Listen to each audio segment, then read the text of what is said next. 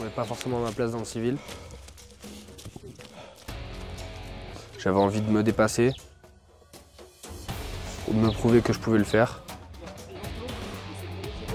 Toujours aller plus loin. D'élever les plus faibles.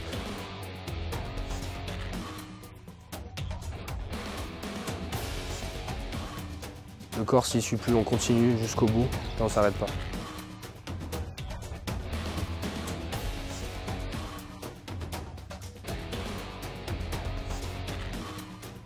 C'est toujours continuer et c'est la tête qui guide, pas le corps.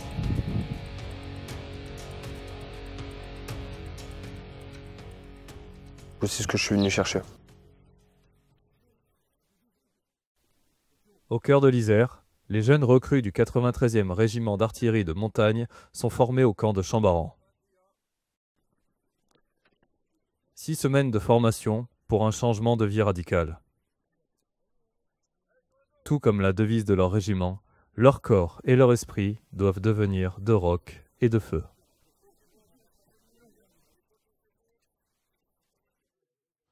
Je suis arrivé en FGI donc il y a à peu près 6 semaines.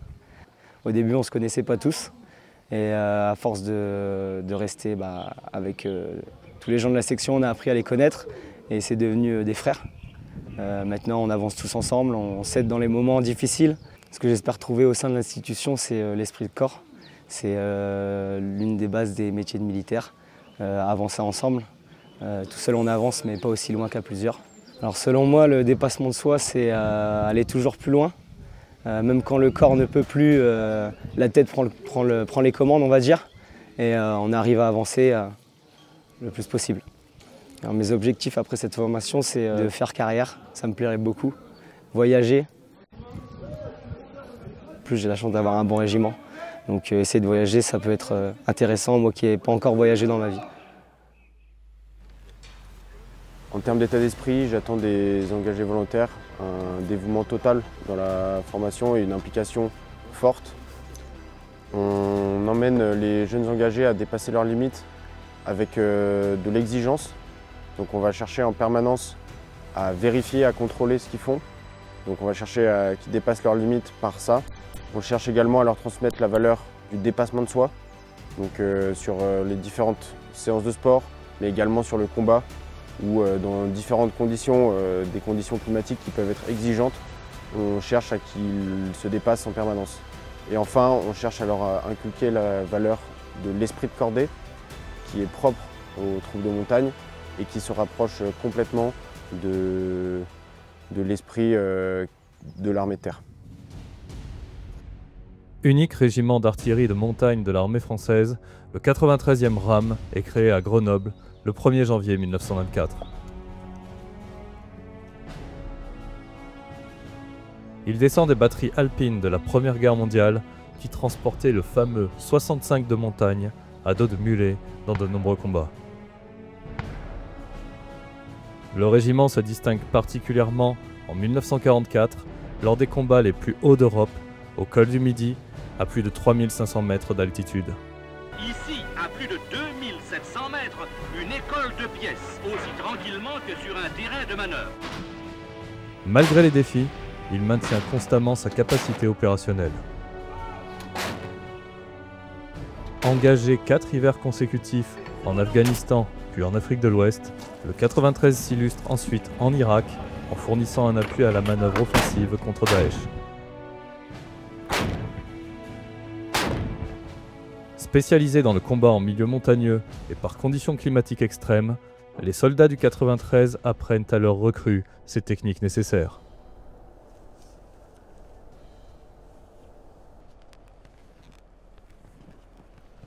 Nous effectuons actuellement une formation d'adaptation montagne initiale, qu'on appelle communément FAMI.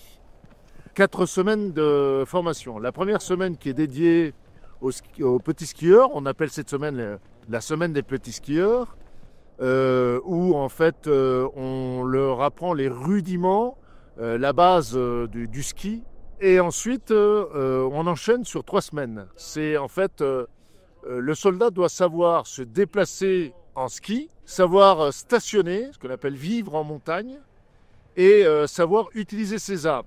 Ce stage est sanctionné par ce qu'on appelle un brevet de skieur militaire. Le brevet de skieur militaire où ils ont un déplacement à effectuer sur à peu près entre 12 et 15 km et 1200 mètres de dénivelé. En un temps donné, 3h30, où là on va juger de l'autonomie à leur niveau bien évidemment. C'est-à-dire que le soldat de montagne doit pouvoir se gérer lui-même. Voilà en quoi en fait consiste cette formation d'adaptation montagne initiale.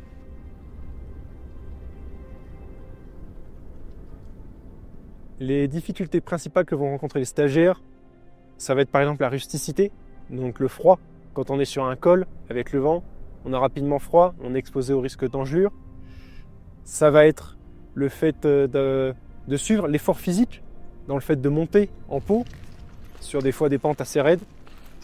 Et également prendre toutes les habitudes qu'on doit prendre en montagne qui ne sont pas forcément évidentes quand on n'a pas fréquenté ce milieu auparavant. Dans la progression, les stagiaires vont constater naturellement qu'il est indispensable que chacun donne de soi, chacun se donne à fond pour que le collectif, l'accordé, le détachement arrive à son objectif et arrive à remplir sa mission. Et tout au long du stage, il y a une évolution dans l'état d'esprit des stagiaires qui vont gagner déjà en humilité. Et qui vont aussi devenir beaucoup plus réalistes sur leurs capacités et comprendre ce que ça demande de se déplacer en montagne en ski. J'ai jamais skié, jamais touché au ski. Et de commencer à l'armée, il faut le faire, il faut avoir du courage. Ensuite, après, j'ai eu une semaine de petit skieur, donc entre guillemets comme un civil. C'était un instructeur militaire, du coup, qui m'a appris à avoir les bases, etc., le chasse-neige, tout ce qui s'ensuit. Et il a eu une très grande patience, parce qu'au début, c'était catastrophique. Mais ensuite, j'ai pu commencer vraiment à skier et à être stable et à plus tomber. Alors, mes victoires personnelles lors du BSM, c'est donc du coup de réussir une piste sans tomber, où je gère un minimum. Les virages ou même la ligne droite, etc., où je commence à être plus à l'aise et plus adroit. Après, il me reste encore quelques jours, enfin 3 semaines entre guillemets de BSM, donc il me reste encore plein de choses à découvrir, le tir en montagne, à vivre, etc. Je sais que cette semaine, du coup, j'ai l'abri des neiges, donc ça, je pense, ça va être un moment très marquant pour moi, parce que ça va me rappeler entre guillemets mon premier terrain, -11, où on n'a pas dormi, etc. Donc ça peut être drôle. Après quelques années en régiment, les jeunes soldats doivent maintenant valider la formation générale élémentaire, la FGE. Ils apprennent à devenir chef de trinôme et obtiendront à l'issue le grade de brigadier. Ça arrive très vite, il faut être vigilant sur tout, regarder partout, parce que la moindre erreur, et c'est tout le groupe.